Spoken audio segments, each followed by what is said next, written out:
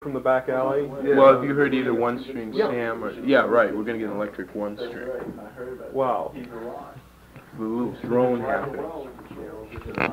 Oh yeah, that's right. That's one thing. We're into the drone. No chord changes. Yeah, that's one thing. Everybody doing the drone bit? Well, a bunch of guys doing the drone, then a vocal over it, and then an instrumental lead. Either me or Henry. Like on one song it might be Henry, say Catfish.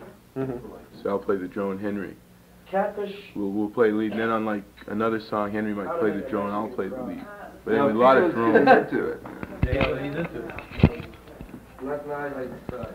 Yeah, really, he's into it. Last night you decided you were into it? Yeah. I saw the look on your face. I think you made a horsewhip. I like the money, man. Cut that out. No, leave it in. They're only in it for the money. Right, they're only in it for the money. That's a good point. Everybody's in it for the money, but you know, each group attaches a different relative importance. I'm in it for the money. You're in it for the money. You're in it for the money. Money. Right. Okay, if somebody came We're up... going to get put down for that, you dig. Okay, if somebody came up to you and said, look, I like your band, but I can get you jobs if you'll just play it a little bit different, and that little bit different involves something you didn't think you liked musically. Well, I would normally use the little four-letter word that Mrs. Wilson hates. Right. I won't use that word at the moment, not as consideration, but that's what I would tell them to do. Okay, so you're in it for the money as long as you can do the thing you're into doing. As long as we can do what we're doing. Okay. We will not play anything for anybody else for the sake of getting in trouble. That's what I sort of figured. This band broke up because we wouldn't play top 40 music a year and a half ago. You know, they wanted us to work in beer bars and play the top 40, and I wasn't it. We wouldn't do it, and consequently we had to break up because nobody would hire us.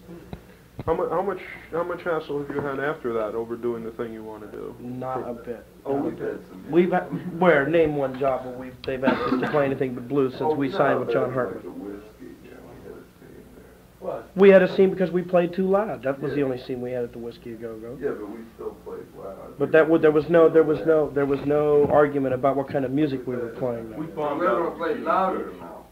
Double power. Yeah, well, oh, by the way, I'd like to add that we're adding double equipment that we have now. Yeah. Do that again, Larry. We're adding, I don't know if you saw the amplification we had last night, but we're adding double that. We're adding double that when we get back to California next week. Why are you doing that? Well, just because it's power. We just like that power. I think Al said that you don't turn the amplifiers beyond 2. No, well, we don't turn them all the way up, but just to have that reserve, like when you play great big places. You know, big auditoriums. Yeah, stadium. Right. Yeah, well, you know, whatever, like a Coliseum or any kind of big gig that we play, you know, we're starting to play bigger places, you know, so we have to have more power to get through, you know, cut through to the back. What's the normal reaction to your high volume? They love it. Well, they like it. It gets in their heads. You know. I don't. Yeah. You don't like it. I don't like it. I'm the drummer. I don't like it. Why don't you like it? Because the drums aren't I just can't play. I got to sacrifice all the technique and I play just with power, that's all. No rhythm, no nothing, just power. Like all the drummers around, you know. Like 85% of the drummers around, you know. They play the band. That's it. How do you power and power, and that's all we need, you know. Okay, how do you guys resolve this problem? He made it for about 7 minutes. You know, the psychedelic movement, but he can't do it. Well, how do you resolve this problem? He doesn't like there's loud no amps. way. You guys do. What do you do? Sit on Well, see, the thing is, it's easy to solve. If you don't like it, you wear earplugs. If you don't like all the volume, that's what you do. So then if you like it, you don't. And it's easy. It's not so complicated a problem as it's made up to be. Okay. Yeah, everything's right. What's been your most popular numbers so far? Not necessarily record sales, but what do the audiences like the best? Yeah, the boogie. Boogie? Boston's the first town we've been to on this trip that the Boogie didn't get a standing ovation. Because of they were already standing. Well, why don't we take a break and see how the last part of this came out? Oh, no. Oh, that's true, by the way. The further south we go, the less successful we are. The further south you go, the less successful you are? Right. See, that would seem like a paradox, because that's where the blues came from. Where have you been in the South? Well, we got this far down as Virginia Beach, Virginia, and that was the worst reception we ever got. Huh. How long ago was that? 8 months, 10 months. Well, do you think the cats in the South are into a totally different Yeah, scene? Boogaloo. Boogaloo? Yeah, Soul, Sam and Dave. Exclusive interest. That's the Boogaloo belt, in addition to being the Bible belt. I see. Where have your best receptions been? Detroit and Boston. How about the West Coast? That's where you come from. Ohio is strong. Bob? We had very good receptions in Boston, Detroit, Cleveland, Cincinnati, and Philadelphia. So on this trip alone, and so far everything has just been really great. This is your second road trip, right? Right. The first road trip, we went over the best here in Boston. We played at the 47. Of course, the people that go to the 47 are funky people, and they go to hear the blues. People at the Boston Tea Party go there because it's the place to go. They don't care what band's playing there. I mean, it's an extra added attraction if there's a good band playing there. But it's a pretty rowdy neighborhood. You know, that neighborhood in there, obviously. Yeah. There's a lot of rowdy people in there. And most of them, I think, dug it last night, you know, although they were there, you know, and having a good time. And I guess that's what's important when you go to a club, is to have a good time. And as long as the people, you know, I guess the music was secondary at first to some of them. I don't notice a lot of people up in the front were all gassing around, all stoned, laying on the floor and going, yeah. All the Hells Angels were there. I had the local Boston Hells Angels. What was the name of the club, Henry? Devil's Disciples. The Devil's Disciples. You know, they were all, you know, falling out in the front row, which is groovy. You know, that's why we play our music. You know. Hey, I want to get into background a little. How did you get into blues, and specifically the kind of things the group is doing now, Bob? Through old records. I've collected old records since I was 6 years old. I'm 25 now, and I bought my first R&B record in 1950 when I was 7 years old.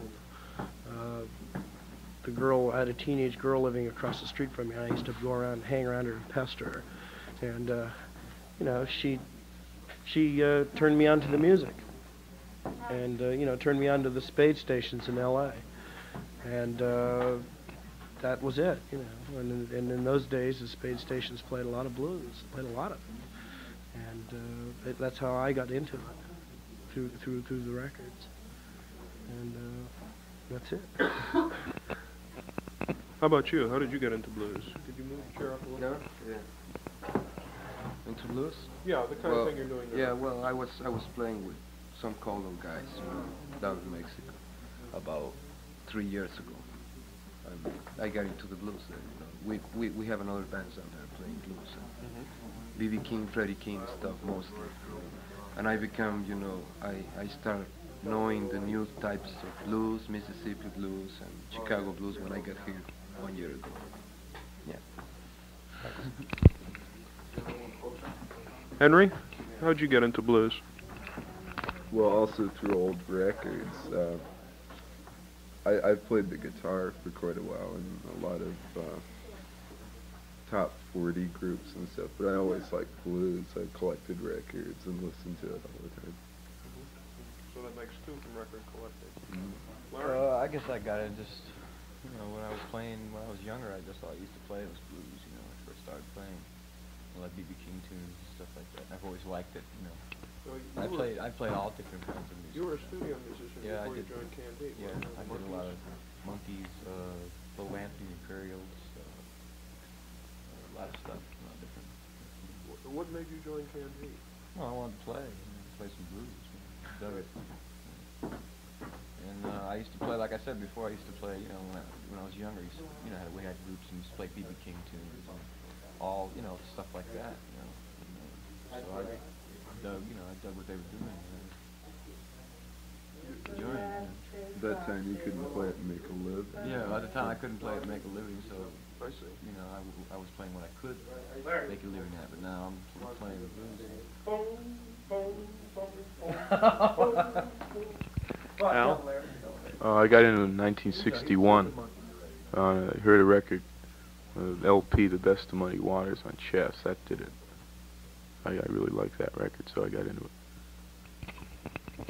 I think we skipped a couple of things here, because I know that Al was into much more of a country blues scene.